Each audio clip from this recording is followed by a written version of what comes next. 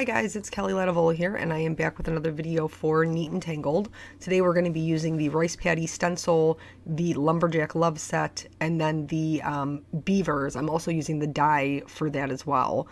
I'm just taping down some Canson watercolor paper to my board. I wanted to do kind of like a washy background. And so I have my paper, it's cut slightly larger than a card front. I picked two colors of Distress Oxide that I thought would be pretty in the background. This is Peacock Feathers and Salty Ocean. I'm smushing those down to my Ranger craft mat. And then I'm using a number 8 round brush by the Silver Brush Company to just add water only where I want the pigment to be. So once I have that down, I'm going to drop in a little bit of that Distress Oxide. You can use Distress ink for this. Or, I mean, you can even scribble down markers on your craft mat. I just prefer the way that the Distress inks or / oxides move with water. So once I have that down, I'm going to blot up some of the extra water that I had on there because I put quite a bit down. And then I'm going to go ahead and heat set it. The reason that I'm heat setting it is because I want to be able to stencil on top of it. But I'm still doing other watercolory-ish techniques to it. So I put down the stencil. This is, I guess, the backwards from the way I would normally do it. I would normally put the bigger part up at the top. But because of the way the card is going to go, my focal point's going to be in that bottom right-hand corner. I wanted the larger pieces to be there. So I'm just, now, like I said, it's completely dry. I'm going back in with an ink blender and the same Distress Oxide colors and laying that down just so I'll be able to get the pattern on top, but I'll still have that really kind of pretty watercolor look in the background. So I did the Salty Ocean first and then went in with the Peacock Feathers. I'm going to go ahead and remove that. And you can see, you know, you still have the very clean look of the stencil. I wanted to break that up just a little bit, so I am flicking on some clean, clear water. I kind of alternated between a number 2 and a number 8 round brush. The number 8 gives bigger droplets. So I'm going to blot that up and just pick up some of that color. And then I did want some areas that would be like darker little splatters, so I'm using the number 2 to go ahead and put those down in both colors. I'm going to dry those again. Lots of watering and then drying and watering and then drying. And then after this is dry, I'm sure if you watch my videos, you know what's coming next. I'm going to put down some Perfect Pearls and just do some splatters of that to add some shine to the background. I don't know. I just like the way it looks. I don't know. It's probably been like a year since I've been doing this to pretty much every background that I make, and I cannot stop myself because I still like it. So I apologize. My camera, it could have been user error, let's be honest. But I may not have turned it on. I used Intense Black ink from Simon Says Stamp and my Misty to stamp out my images. And then I'm going to go ahead and start Copic coloring them. I'm starting with my C's because they're going to be used to color white, and that's the lightest color I have. I didn't want to risk picking up some of the darker browns once I start coloring the actual beaver. So basically for this one, I'm just adding very minimal shading kind of around his little tushy, the little mouse tushy, where he's being hugged, and then where his arms are coming out from the side of his head. I'm also going to color her teeth. I'm not going to leave her teeth gray, don't worry. Right now they'll look a little bit dark, but by the time all the color gets added, they'll look white again. And then I'm adding, just to her trim, I'm making the trim on her skirt white. So I'm adding shading to the left and right-hand side on the band at the top. And then just very teeny tiny little lines underneath the ruffling of her skirt. From there, I'm going to move on to actually coloring her and the trunks of the trees. I'm very quickly going to explain how I laid out the shadows for her, and then we're gonna have a little bit of story time. So basically for the shadows for her, that little mouse is sitting on top of her face, so there would be shadows there. I added just a little bit of shadow underneath her nose and some texture coming up from the top of her nose. Where her arms are wrapped around, it would be darker close to her body. I also added a little bit of shading to the underneath of both of her arms, and then on the top, like of her leg where it's coming out from her skirt, there would be a shadow, and then just on the inside of her legs. So anyway, I recently joined I was invited to join a stamping Facebook group. And it's awesome. I love seeing everybody in there and all of the cards that they're making, and it's super kind of encouraging. And I just really love that whole forum, that whole idea of crafters encouraging crafters. However, I don't know if anybody else has this problem. When I am scrolling, so, you know, I've got my phone in my hand, I'm scrolling with one finger, just looking at the cards, stopping here and there to comment or leave a little like or what have you. Sometimes when I am scrolling through the comments to leave my comment, what happens is I accidentally set my finger on like the like button for somebody else's comment. And then because it's an accident, it'll be like, you know, somebody will say, oh, like it's absolutely beautiful, or, you know, really love this card. And then I scroll by it and I hit the like and it makes a little angry face. And so now I'm like, this person has been like, it's absolutely beautiful. And I'm like mad about it. I'm not really mad about it. And then like immediately I'm like, oh my gosh, like this is terrible. So I have to go back and then I click the unlike button. But then I think to myself, did they see that? Like, was there some sort of notification that came up in their Facebook feed that said like, Kelly Latibola is angry at your "this is beautiful" comment? Because I don't know if it does. Like, I don't know if there's like if you're fast enough to get it, to remove it, if it doesn't even tell them, or maybe it doesn't tell them after you take it off. I don't know. I hope so. Because like we all know, here's the thing with Facebook. Okay, we're all Facebook stalking people. Like, don't pretend like you don't do it. Okay, like everybody, let's just take some ownership. You know, one of your friends is like, I'm dating, you know, whoever, and you're like, let me go check out his Facebook. Or one of your ex-boyfriends, which for me it's been a really long time, but they get a new girlfriend, and you're like, don't mind if I do.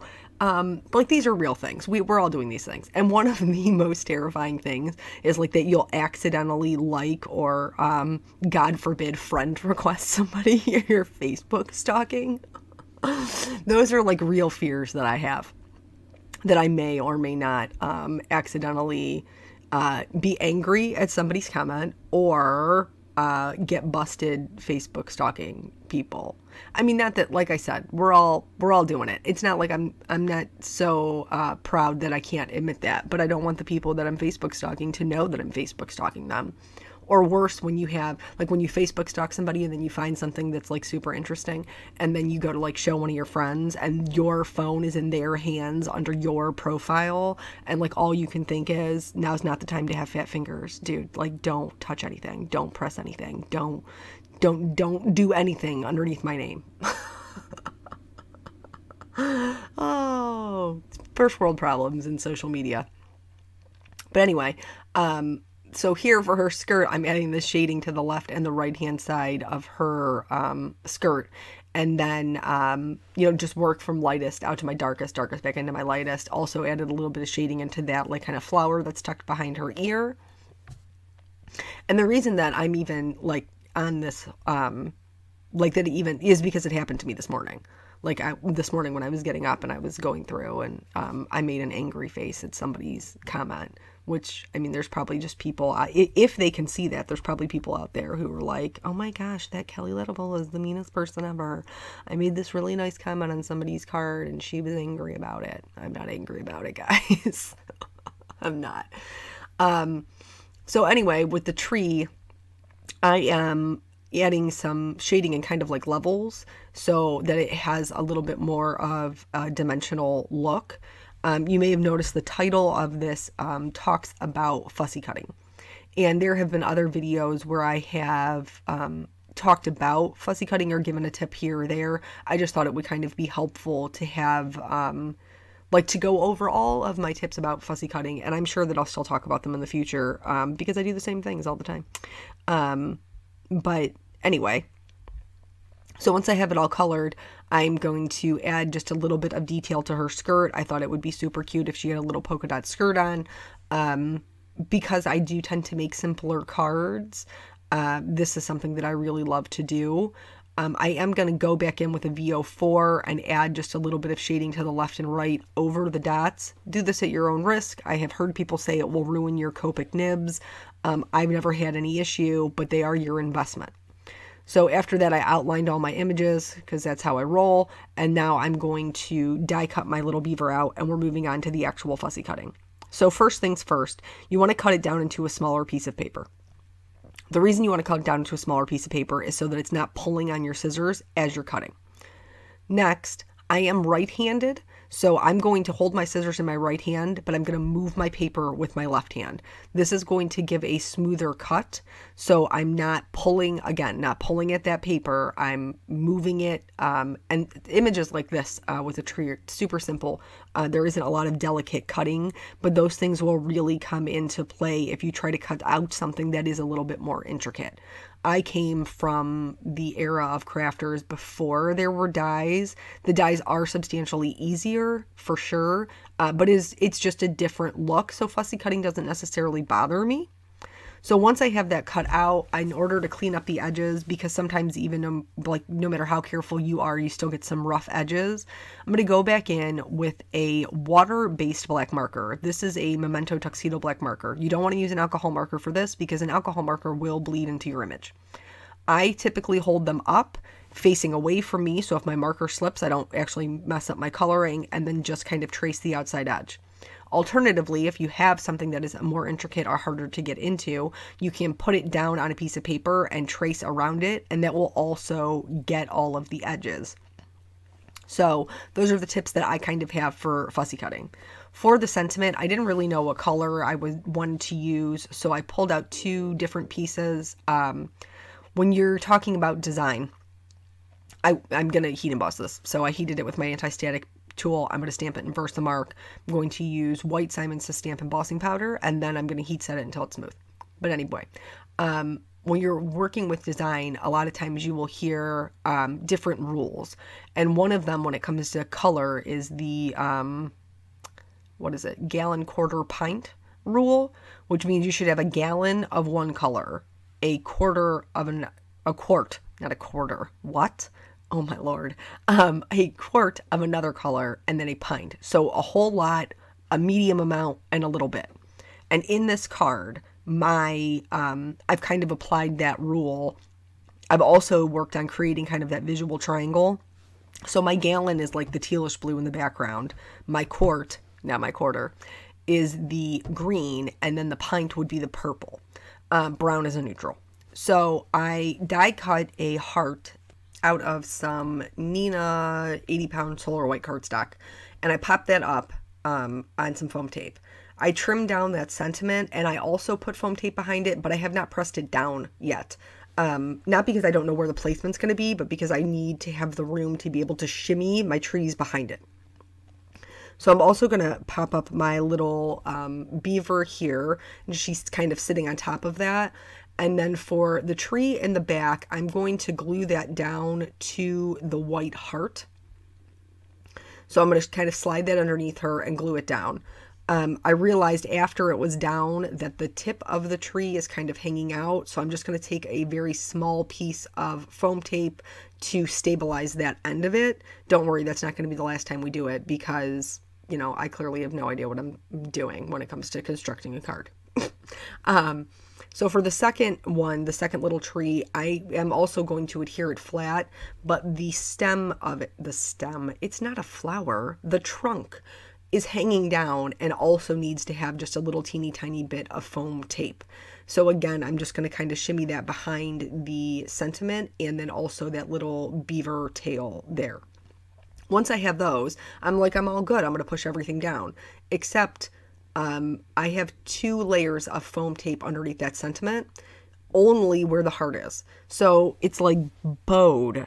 It was not a good plan. So here, what I've done is I've cut 2 small pieces of the foam tape. I've peeled the back off of them, and I'm going to slide them underneath until they catch that tape, and then I'm good to go, thankfully.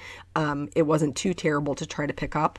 I'm going to put some clear Wink of Stella just on the purple accents, and then I'm going to use the clear mix just to kind of add some movement and of course a little bit of extra shine. Once I have those down, I like to go back over top of them with glossy accents just to make sure they aren't going to move. And then that is the whole card. So thank you guys so much for joining me. I hope that you have a awesome day, and I will catch you on the next video. Bye.